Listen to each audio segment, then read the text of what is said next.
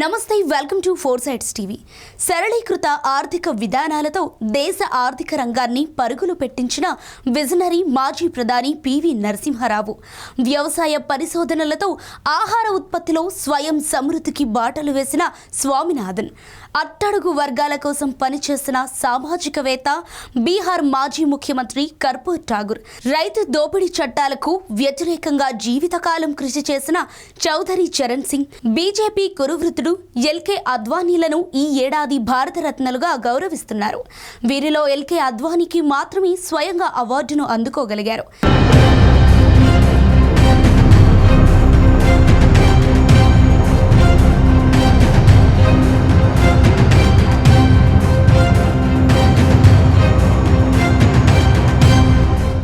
తెలుగు ముద్దుబిడ్డ పివి నరసింహారావు బహుభాషా కోవిదుడు, రాజనీతిజ్ఞుడు. తెలుగు ముద్దుబిడ్డ పివి నరసింహారావు ఉమ్మడి ఏపీ నుంచి 1957 నుంచి 1977 వరకు ఎమ్మెల్యేగా ఎన్నికయ్యారు. 1962 నుంచి 73 వరకు అనేక మంత్రి పదవులను చేపట్టారు. 1971లో ఆయన ముఖ్యమంత్రిగా ఎన్నికైన తర్వాత భూ సంస్కరణలు, ల్యాండ్ సీలింగ్ చట్టాలను కఠినంగా అమలు చేశారు. దక్షిణాది నుంచి అది తెలుగువాడిగా పివి నరసింహారావు ప్రధాని పీఠం అధిరోహించటం మనకు గర్వకారణం.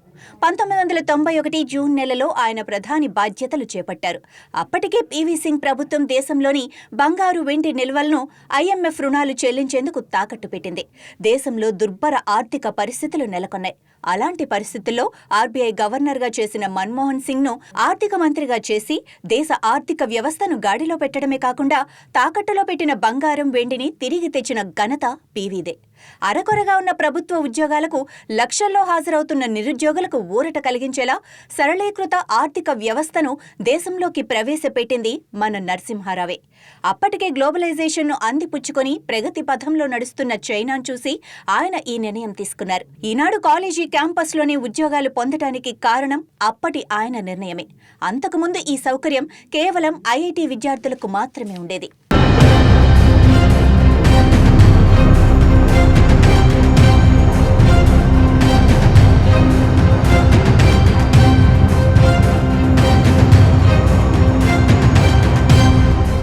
Father of green revolution Swaminathan స్వతంత్రం నాటికి తీవ్ర ఆహార కొరతతో ఉన్న మన దేశంలో హరిత విప్లవం ద్వారా పెరుగుతున్న జనాభాకు ఆహార ధాన్యాలను అందించిన ఘనత వ్యవసాయ శాస్త్రవేత్త స్వామినాథన్దే. ప్రస్తుతం సర్ప్లస్ ఆహార నిల్వలు ఉన్న దేశంగా మారటానికి కారణం బంగాళదుంప, వరి, గోధుమలలో అనేక వంగడాలను సృష్టించి దేశాన్ని సస్యశ్యామలం చేశారు. గతేడాది సెప్టెంబర్ 28న ఆయన స్వర్గస్థులయ్యారు. ఆయన చేసిన సేవలకు గాను భారత ప్రభుత్వం 1967లో పద్మశ్రీ, 1971లో రామన్ మెగాసెసే అవార్డు, 1972లో పద్మభూషణ్, 1987లో వరల్డ్ ఫుడ్ ప్రైజ్, 1989లో పద్మ విభూషణ్, ఈ ఏడాది భారతరత్న అవార్డుతో ఆయన సేవలను గుర్తు చేసుకుంటున్నాం.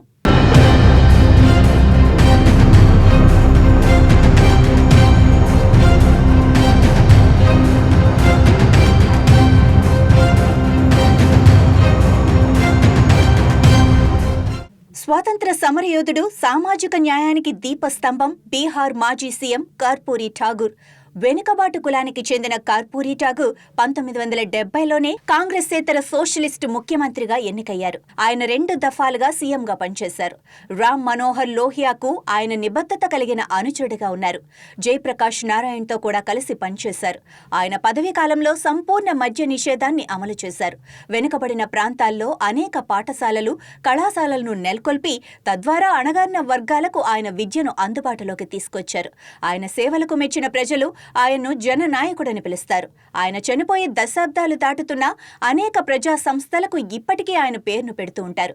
1970 డిసెంబర్ నుంచి 1971 జూన్ వరకు ఒకసారి, 1977 జూన్ నుంచి 1979 ఏప్రిల్ వరకు మరోసారి సీఎం పదవిని చేపట్టారు. వెనుకబడ్డ కులాలను అభివృద్ధి చేయడానికి ముంగూరిలాల్ కమిషన్ నివేదికను అనుసరించి ఆయా కులాలకు ప్రత్యేక రిజర్వేషన్ను అమలు చేశారు. ఆయన అమలు చేసిన సామాజిక న్యాయం ద్వారానే జనతాదళ్ యు, JDU, రాష్ట్రీయ జనతాదళ్ వంటి అనేక వెనుకబాటు వర్గానికి చెందిన స్థానిక పార్టీలు రాజకీయ పదవులు చేపట్టేందుకు బాటలు పరిచింది. ఇప్పటికీ బీహార్లో 300 మంది బీసీ జనాభానే ఉంది. మోస్ట్ బ్యాక్వర్డ్ కమ్యూనిటీ 36.1% ఉండగా బ్యాక్వర్డ్ కాస్ట్ 27.12% ఉందని కొత్త గణాంకాలతో తెలుస్తోంది.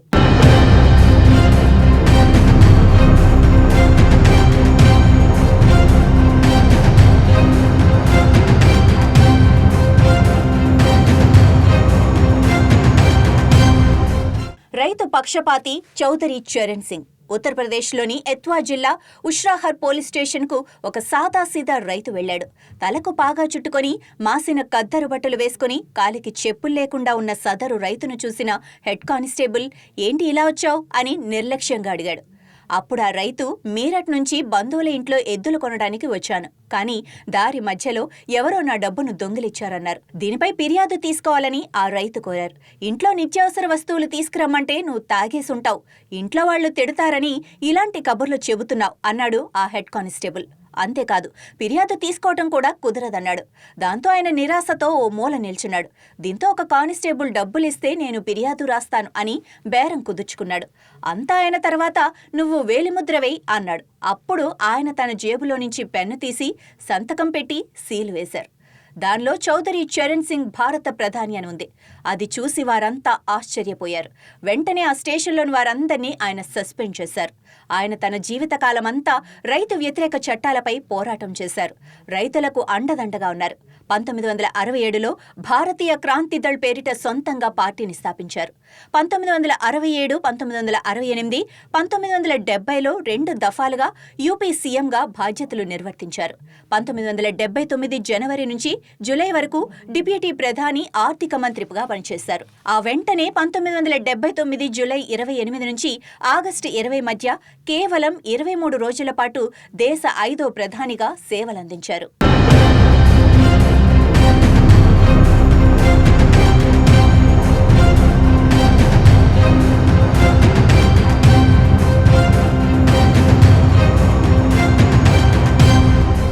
బీజేపీ కురువృద్ధుడు లాల్ కృష్ణ అద్వానీ 1927 జూన్ 8న సింధు ప్రాంతంలోని ప్రస్తుత పాక్లోని కరాచీ పట్టణంలో సంపన్న వ్యాపార కుటుంబంలో జన్మించారు.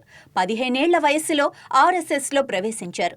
దేశ విభజన సమయంలో భారతదేశానికి వలస వచ్చి తర్వాత దేశ రాజకీయాలకే అంకితమయ్యారు. భారతీయ జనసంఘ్ పార్టీలో చేరి అనతి కాలంలోనే ముఖ్య పదవులు పొందారు.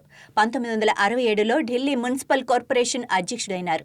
1970లో తొలిసారిగా రాజ్యసభ ద్వారా లోక్సభలోకి ప్రవేశించారు. 1989 వరకు రాజ్యసభ సభ్యుడిగా ఉన్నారు. 1980 ప్రాంతంలో రాజ్యసభలో ప్రతిపక్ష నాయకుడిగా తన పాత్రను పోషించారు. 1989లో తొలిసారిగా లోక్సభలోకి ప్రవేశించారు. లోక్సభలో ప్రతిపక్ష నాయకుడిగా ఎన్నికయ్యారు. 1977లో మొరార్జీ దేశాయ్ ప్రభుత్వంలో మంత్రి పదవి పొందారు. 1980లో భారతీయ జనతా పార్టీ ఏర్పడిన తర్వాత దేశ రాజకీయాలలో కీలక పాత్ర పోషించే అవకాశం లభించింది. అటల్ బిహారీ వాజ్పేయి నేతృత్వంలోని భారతీయ జనతా పార్టీ ప్రభుత్వంలో కీలకమైన హోంశాఖను నిర్వహించారు. 2009 ఎన్నికలకు ముందే భారతీయ జనతా పార్టీ ప్రధాని అభ్యర్థిగా ప్రకటింపబడ్డారు. పాకిస్తాన్ పర్యటనలో జిన్నాను లౌకికవాదిగా పేర్కొని సంఘ్ పరివార్ ఆగ్రహానికి గురైన అద్వానీ అధ్యక్ష పదవికి కూడా వదులుకోవాల్సి వచ్చింది. మురళీ మనోహర్ జోషి, యశ్వంత్ సిన్హా లాంటి నేతలు అద్వానీ ప్రకటనపై విమర్శలు గుప్పించారు. 1999లో ఉత్తమ పార్లమెంటేరియన్ అవార్డు లభించింది. 2004లో భారత అత్యున్నత పురస్కారం భారతరత్న అందుకున్నారు. జీవించి ఉండగానే భారతరత్న అందుకున్న అతి కొద్ది మందిలో అద్వానీ ఒకరు.